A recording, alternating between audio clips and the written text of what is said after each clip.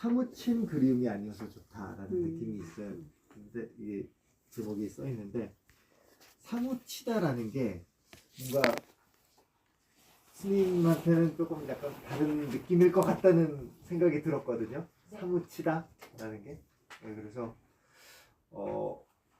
스님이 생각하시는 사무친다라는 게 어떤 의미인지 아니면 이렇게 종교적인 의미가 담겨 있는 건지 어떤 건지 궁금한 생각이 들어서. 아, 예. 저는 네. 될 수 있으면 종교, 불교의 언어를 네. 안 쓰려고 노력하는 편이에요. 네. 사무치다라는 말은 우리가 그 원한, 원망 이럴 때 쓰는 말이거든요. 그 사무친다라는 말은 뭐가 맺힌다라는 뜻이에요. 근데 그리움이라는 말을 쓰면 사람들이 다 뭔가 좋은 느낌, 그립다라는 말은 되게 좋게 생각해요. 근데 이것도 이렇게 맺히고 사무치면은 이것 또한 병이 돼요. 예. 그 상사병 또는 막 그 우리 저기 속초에 가면 아바이 마을 있잖아요. 북에다가 가족들을 두고 오신 분들은 고향을 그리워하고 가족을 그리워하는 마음이 여기 못이 하나 박혀 있다고 그러거든요. 예. 그 생이별을 한 그리움 때문에 그렇게 맺히지 않은 그리움이어서 좋다라는 뜻이에요. 예. 약간 중의적인 느낌이 있는 의미가 있는 거죠. 네, 네. 사무치지 않아서 좋다라는. 그것도 어떻게 보면은 약간 그런 의도가 불교적인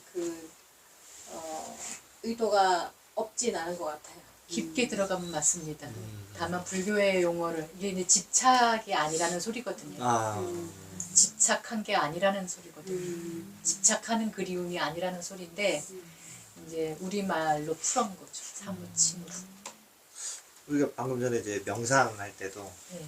이것저것 생각이 나는 거에 집착하지 않고 그냥 이렇게 흘려보내는 거잖아요. 느끼면서 뭐 그런 느낌으로 네, 네. 생각합니다. 그러니까 일어나는 마음 그대로 알아주면서 내가 그리워하는구나 알아주다 보면 맺히지가 않아요. 걸리지 않아요. 그러니까 마치 미늘처럼 네. 이렇게 낚싯바늘 보셨죠? 낚싯바늘 이렇게 있으면 요 뒤에 하나 또 이렇게 꺾어진 거 아시죠? 그게 미늘이라는 건데 거기에 걸리는 거거든요. 그 양쪽으로 걸리잖아요. 그러니까 예, 집착은 그런 거예요. 걸리는 거거든요. 그래서 뭔가 이렇게 맺혀 있는 거는 그렇게 걸려 있는 거기 때문에 그러지 않으려고 우리가 마음 공부하는 거거든요. 거기서 자유로워져라. 네. 근데 오늘 강사 선생님은 되게 제목이나 이런 거에 대해서 정보를 많이 읽어내시는 것 같아요. 아 그런가요? 네. 평소에 저희가 책을 많이 다루다 보니까 어떤 분들이 와서 그냥 맥락 없는 질문을 할 때가 있는데 나중에 가만히 생각해보면 그게 영 이렇게 관련 없는 질문은 아니었구나 이럴 때가 있거든요. 사람마다 이런 요 하나를 두고도 안에 내용을 포함해서 겉에서 보이는 여러 가지 이 그림이나 글이나 뭐 제목이나 우리 그 작가 여기 써져 있는 글 보고 수많은 정보를 읽어내는 능력은 되게 큰 능력인 것 같아요. 맞습니다. 되게 커다란 능력인 것 같아요.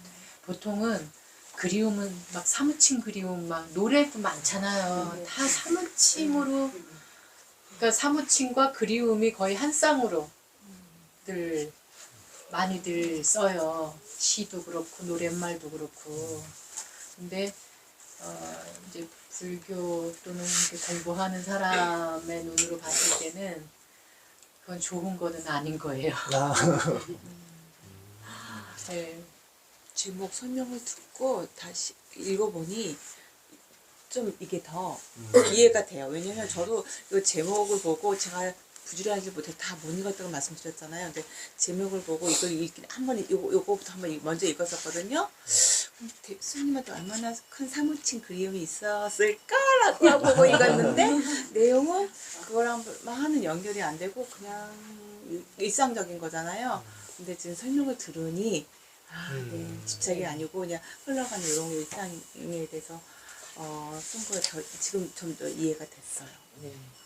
그러니까 이런 시간이 그래서 되게 소중한 것 같아요. 우리가 시집이 있지만 시집한 거는 여유롭게 마음 편히 읽을 수 있는 그 여유가 없잖아요. 그냥 누가 선물 주면 읽어야지 이러고 집에다 갖다 둘 줄만 알지 그걸 꺼내서 읽기가 너무 힘든 거예요. 그래서 이제 이런 시간을 이제 만들어서 그나마 그래도 약간 의무적으로 숙제처럼이라도 읽어보는 자체가 많이 저는 도움이 되는 것 같아요. 궁금한 게 왜 이 만화 시 중에서 이 시가 딱 꽂힌 거예요? 본인한테? 이 만화 시 중에서 이게 몇 개의 시예요? 근데 여기 딱 꽂혔는 이유가 제목이 그게 궁금해잖아요. 이게 제목의 맨 앞에 이렇게 크게 나와 그래서 있다 보니까 메인이어서 네, 이거 이게 그래서 이거 네, 처음에 제목을 보고 딱 네.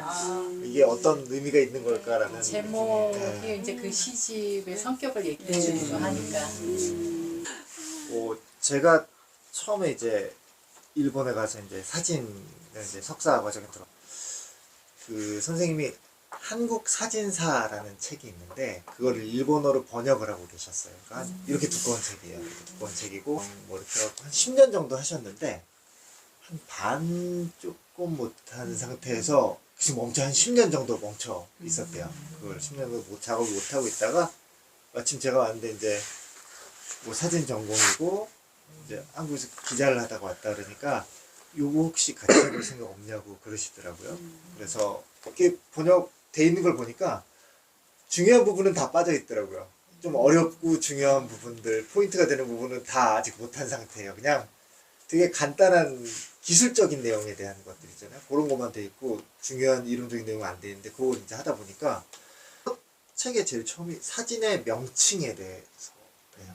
사진이 왜 사진이라는 이름이 붙었는지. 그리고 거기서 이제 여러 가지 이름을 알아야 되는 이유가 이제 쓰여져 있는 거죠. 근데 연구를 하면서도 마찬가지인데 예를 들어서 우리가 이걸 초라고 부르는 얘가 초라는 이름을 가지고 있는데 이게 없으면은 얘에 대해서 얘기할 방법이 없어요. 직접 보여주지 않는 한은. 맞아. 그리고 이게 지금은 별 쓸모가 없는 거지만 옛날에는 굉장히 중요했던 물건 같은 것들이 있죠. 그래서 그렇죠. 지금 이 물건을 이름을 붙였다면 다른 이름이 붙었을 텐데 옛날에 붙였기 때문에 그 이름이 붙은 것들도 있고 그래요. 그러니까 요 사회적인 역할이라든지 이게 뭔지 아이덴티티가 이름 안에 들어가서 형성이 되는데 그분이 이제 그런 이야기를 쓰시면서 하는 게 사진이라는 게 발명되고 나서 사진에 등장하고 나서 이름이 없어도 이게 뭔지 보여줄 수 있게 된 첫 사건이 사진이 발명이 된 거다. 사실 그림으로 그리면은 이 사람의 해석이 들어가기 때문에 그대로 보여줄 수는 없잖아요. 근데 그 이름 없이도 보여줄 수 있는 게 처음으로 된 게 사진이고 그리고 그렇다면 뭐 사진의 이름이 어떻게 붙게 됐는지 알아보자라는 그런 내용이 있었어요. 그리고 계속 하다 보니까 약간 일본 사람들의 약간 집착 같은 거기도 한데 어떤 이름이 있으면 어떤 뭐에 대해서 알려면은 그 이름에 대해서부터 연구하는 방식이 그래요. 그러니까 이름이 어떻게 만들어진 건지 어떤 나라에선 어떤 언어권에 따라서 어떻게 다르게 부르는지 하는 게 약간 일본식 스타일인데 그거를 일본식이기도 하고 약간 옛날 유럽식의 스타일이기도 그러니까요. 해요. 네, 그래도. 옛날 유럽식의 스타일이기도 한데 그걸 우리나라보다 보면은 일찍 받아들일 수 있으니까. 대충 그거에 대해서 알 수가 있더라고요. 느낌이. 근데 그래서 뭔가 좀 단어에 좀 집착을 한 것 같아요. 일단 제목이에요. 제목이라는 건 이 책의 이름인 건데 이 책의 이름이 왜 이렇게 지어졌을까? 근데 거기서 사무치다라는 게 저는 굉장히 꽂혔어. 눈에 들어오더라고요. 그리고 뭔가 왠지 스님이 쓰셨다라는 생각을 일단 가지고 있다 보니까 이 사무치다라는 게 뭔가 종교적이라든지 그런 의미로 어떤 특별한 의미가 있는 건 아닐까? 그리고 이게 작가마다 어떻게 약속된 단어, 보통 연구서 같은 경우에는 어떤 용어를 약간 뭐 범위를 확장한다든지 이런 의미에서 사용한다라고 하면 보통 이렇게 써놓거든요. 논문 같은 경우에는 다 써놓는데 이건 이제 시집이니까 요거를 책 안에서 알 수는 없죠. 글에 써있는 내용으로는 느끼는 걸로만 알 수 있는 건데 요거를 정말 궁금하더라고요. 요 사무치다라는 단어를 사용하신 이유가 되게 확 궁금한 느낌이 들었어요. 그러니까 한 아니 2년 매우 넘게 학술적인 접근이십니다. 다 그럴 수 있어요. 왜냐면은 그 자기 직업에 따라서 또 아는 만큼 이게 보이는 거니까 예, 내가 내 삶의 그 경계만큼 이게 보이는 거거든요. 그래서 경험이 있으시니까 그런 책을 만들고 제목을 이렇게 정해봤던 경험이 있기 때문에 그렇게 들어올 수 있어요. 근데 저는 이제 어쨌든 우리가 일상 보통 이게 우리가 욕망의 세계에서 사는 사람들은 다 감각의 것들을 얘기하거든요. 그래서 그리움도 삼쳐야 돼. 네. 치도록 그리워해야 네. 돼. 그래서 인간적으로 스님이 네. 아니라 난 스님의 그 접근한 게 아니라 스님이 언제 되셨는지 모르겠는데 스님이 엄청 그리워하는 대상이 있으셨나 보다라는 어떤 그런 생각도 할 수 있죠. 네, 어. 그렇게 생각을 했어요. 그래, 저도 책을 보면 책 제목을 딱 보면 네. 하거든요. 어떤 용어를 쓰나. 저도 이 책을 읽으면서 스님이라는 생각은 안 하고 처음에는 이 삼위층 그리움 할 때는 좀 아픔 이런 게 굉장히 많이 느껴졌는데 이 책을 다 요 책 안에서 스님이라서라기보다가 일반 사람들도 그 아픔 같은 그런 그리움도 다 승화를 시킨다는 그래서 글을 쓰는 분들은 이런 점이 참 좋겠구나. 저는 글을 제목이 그때 이해가 갔어요. 저마다 자기 눈높이만큼 보고 그렇죠. 네, 느끼는 거예요. 그러니까 글은 누가 이렇게 정답을 얘기하는 게 아니고 물론 작가는 자기 상태에서 썼지만 마무리는 독자가 한다고 하잖아요. 자기 눈높이만큼 보는 거예요. 근데 그래서 이런 책들도 1년, 2년, 몇 년 뒤에 다시 보면은 다르게 또 해석이 되잖아요. 네, 보이거든요. 자기 마음에 따라서 다르게 보이는 거예요. 저는 이거 여기 책 중에서도 무소유라는 시 있잖아요. 그러니까 중고등학교 때 그 박정 선생님 책을 많이 읽으면서 자랐거든요. 그거에 생각만 있는데 그러니까 실천이 잘 안 되거든요. 일상을 하면서. 근데 스님이 이렇게 책 읽으면서 그래도 스님은 이렇게 뭔가 이렇게 방향이 있구나, 이렇게 어느 정도 정리가 됐구나 이런 생각이 들어서 나는 언제쯤 그걸 내려놓으면서 이렇게 살 수 있을까 그런 생각을 하게 되더라고요. 이게 이 무소유라는 말 자체가 아무것도 가지지 말라는 말은 아니거든요. 예, 필요한 만큼이거든요. 그래서 무소유가 되기도 하고, 예, 무소유가 되기도 하고, 예. 그래서 이제 이런 좀 낱말을 예, 좀 생각해 봤어요. 이 하는 일을 보면서. 재밌는 것 같아요. 예. 첫 장과 끝장을 봤어요. 왜 그런 성격인지 모르겠지만 마지막이 제일 좋은 것 같아요. 저는 마지막 사람. 제가 살아보면서 느낀 건데 사람이 최고인 것 같아요. 하여튼 이 사람이란 이 말이 너무 좋네. 이 시가 너무 괜찮은 것 같아요. 이거 제가 복상 한번 떠가지고 학교 복상하겠어요. 라는 생각 딱 드는데 저도 되게 좋아해가지고 지난번에 우리 수골 북토크 할때 되게 많이 울었어요. 울었어요? 네. 그냥 감정이 그래서 눈물이 나니까 그냥 울었어요. 사람이? 네. 사람이? 여기 맨 뒤에. 그때? 그때 뭔가 그 이렇게 뭐라 그럴까 이렇게 움직이고 활동하고 생각하고 이렇게 살아가는 일상을 이제 내가 이렇게 살아가고 있구나를 느끼게 해주는 것 같아요. 이 시가? 네. 그러니까 저는 뭔가를 이렇게 뭐 일상도 하고 직장도 다니고 사람도 만나고 뭐 남편하고 티격태격하고 뭔가를 하고 있겠죠. 근데 그거를 우리가 이렇게 객관적으로 이렇게 뭐 볼 수 있는 그런 상황은 거의 없는데 이 시를 딱 읽으니까 제가 이렇게 살아가고 있다는 거를 누가 되게 그때 그냥 감정이 그랬었어요. 사무식은 푸는데 빨리 해. 스님 읽어주세요. 스님 저기 안정된 목소리로 저도 그때 엄청 많이 울어가지고 창피했어요. 사람이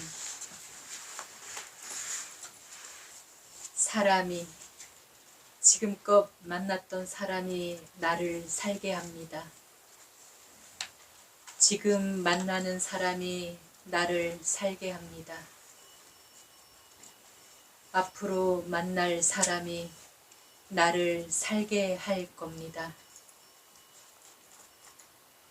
사람이 나를 숨쉬게 하고 바로 서게 하는 법입니다. 사람 안에서 비로소 나가 아닌 나가 되어야 함을 알고 사람 안에서 비로소 나가 아닌 나로 서야 함을 압니다. 내 안의 나를 사르고 오롯이 나여야 함을. 아 멋있어요. 선생님 그러면 연결돼서 첫 시와 마지막 시를 배치한 이유는 있으신 거예요? 제가 한 게 아니에요.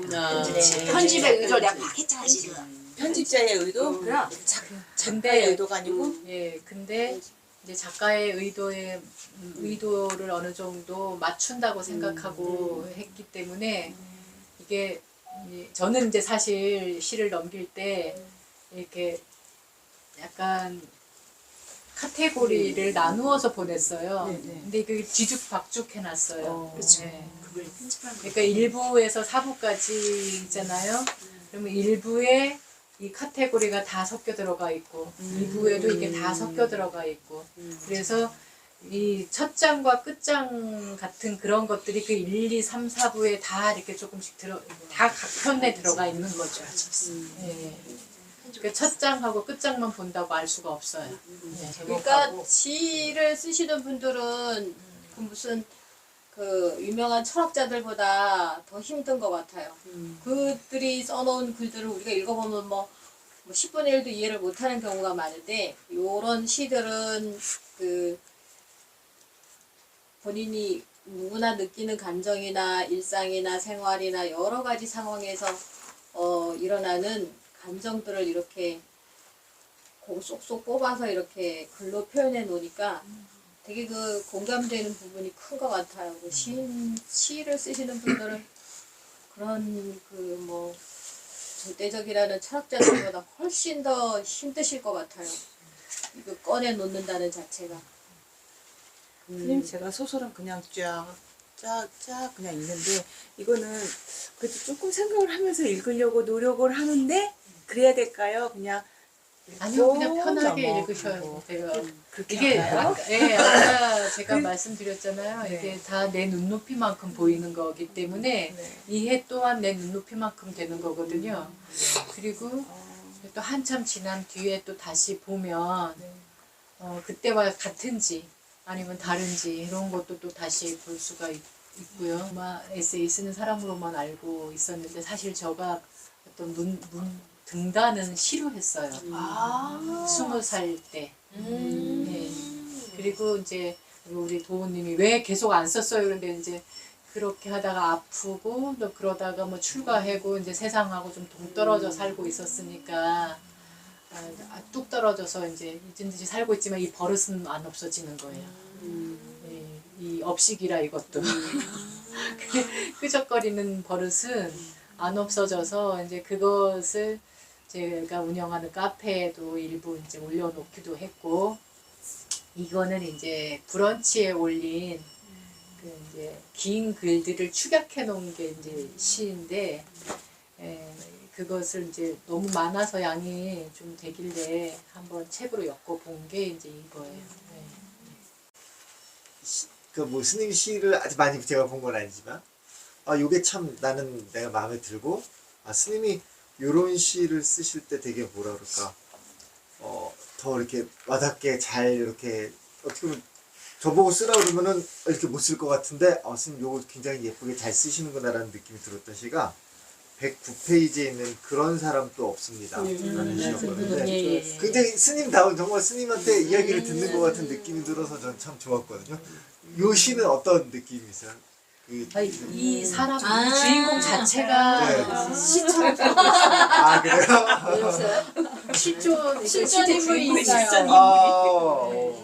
실제 주인공이 있는데 저는 모든 사람들이 이렇게 살았으면 좋겠는 거예요.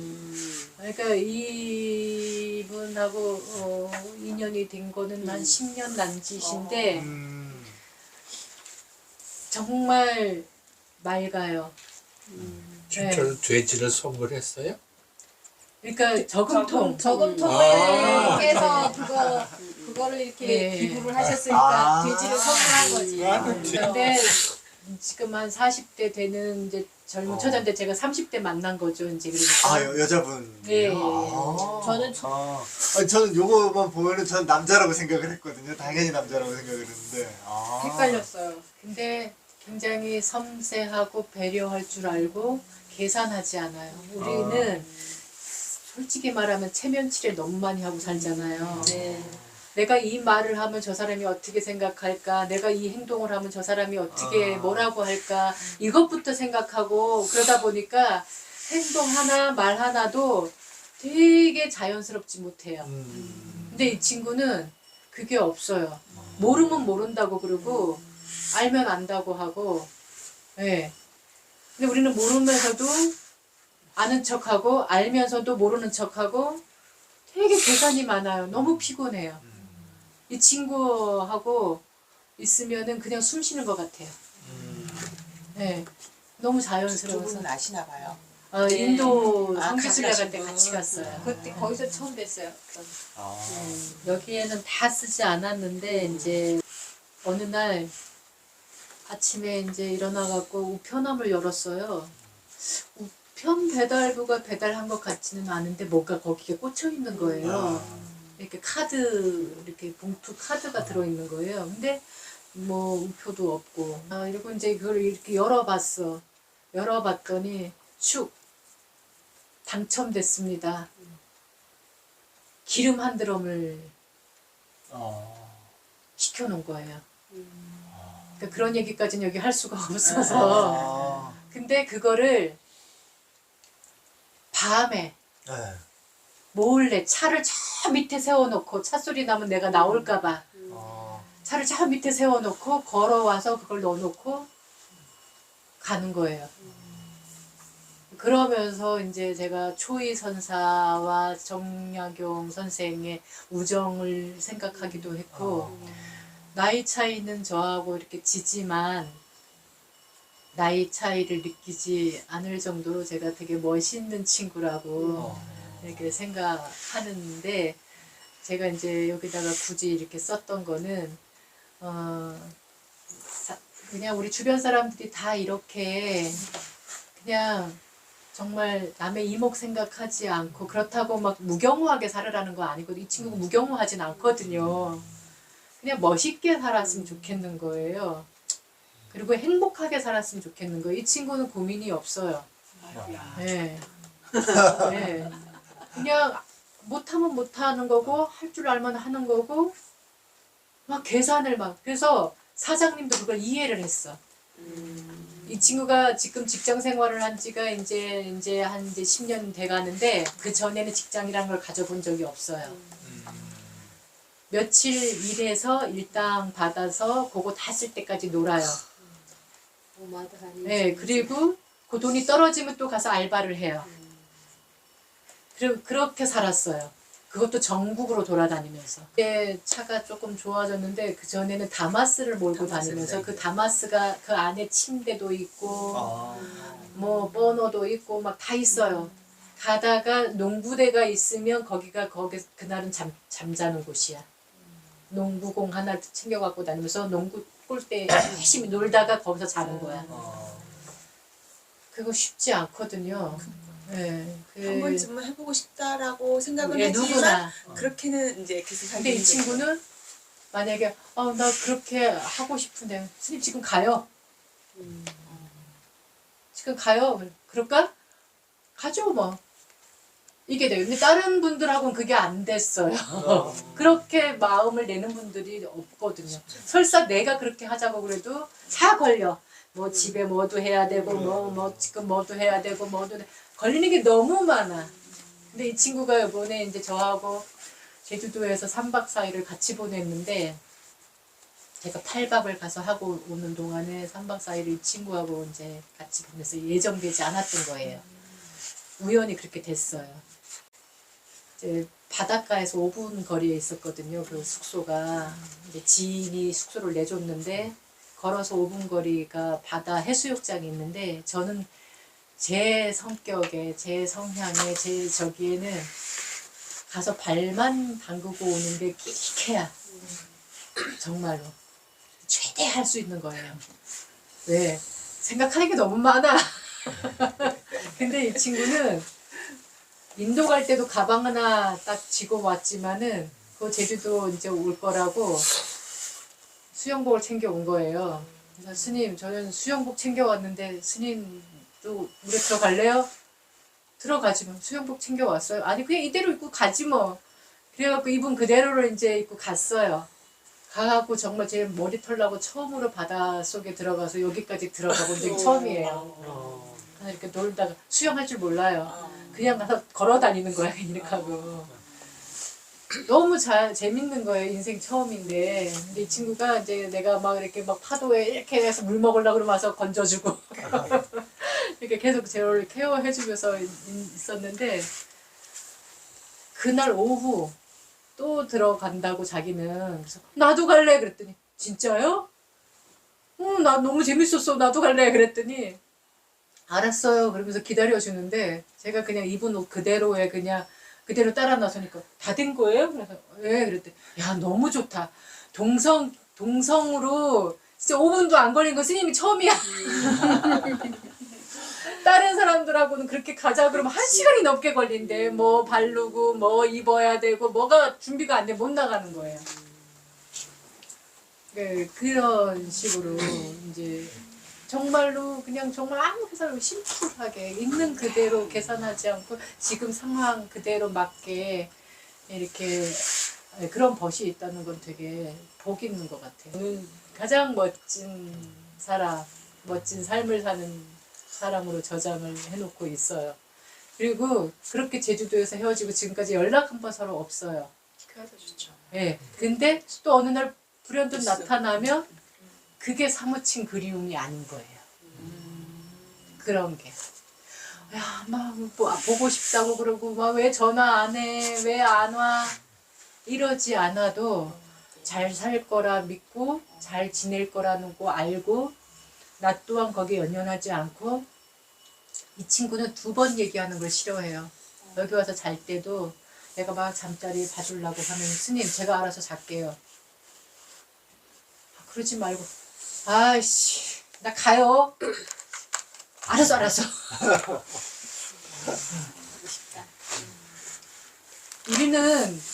우리 오죽하면 그런 거 있잖아요.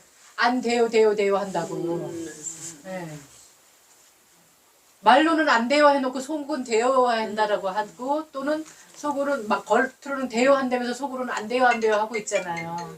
이렇게 이중 마음을 쓰고 있는데 이 친구는 그게 아니에요. 그래서 그거를 파악하고 나서 한 번 권하고 아니라고 그러면은 더 안 권해. 맞아. 우리말 3번은 권해야 되고 2번은 네, 거절해야 네, 되고. 그게 아니고 그게 저도 있잖아요. 그렇거든요.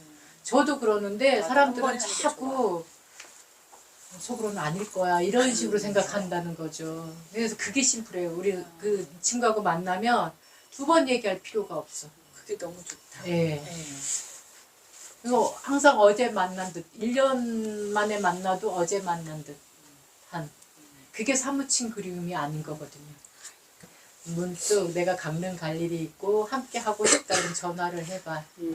안 된다 그러면 알았어. 된다 그러면 그 시간에 나가면 돼요. 그러면 고마워. 이러면 끝이에요. 앞으로도 스님은 본명으로다가 하실 거예요? 예. 낭송할 때에는 제목하고 시인 이름을 하는데 법회 이렇게 하고 하는 거는 조금 부자연스럽네. 네, 그럴 줄 알았어. 벌들이 바쁜 향누리 달에만 있는 일. 문득 떠오르는 글귀. 순간 스치는 낱말들 읽다. 나중에 적지 뭐. 했지만 나중에 적는 일 따위는 거의 없다. 이 몹쓸 기억. 숨막힐 듯한 쥐똥나무 향기 따라 윙윙윙 붕붕붕붕 벌 날갯짓 소리 따라 기억까지 울렁거리는데 나중에 또 생각나겠지. 생각날 리가 있나? 네, 그럴 줄 알았어. 비교적 되게 위트하신 것 같아요. 생각이라는 것이 공감이 많이 가는 시였 되게 씁쓸하네요. 씁쓸하네요. 아니 어떤 면에서는 되게 이해가 되는 부분인 것 같아요. 저희도 그 자주 잊어버리고 무슨 말을 하려 그러면 그 마땅한 단어가 생각이 안 나고 막 이럴 때가 있거든요. 그리고 오늘 알았는데 이게 다 글씨예요. 네. 금강경을 그래서 그거 파악하는데도 한참 걸렸고 이 시집으로 이 탑을 그린다면 나는 내 그럴 줄 알았어를 저 꼭대기 가운데다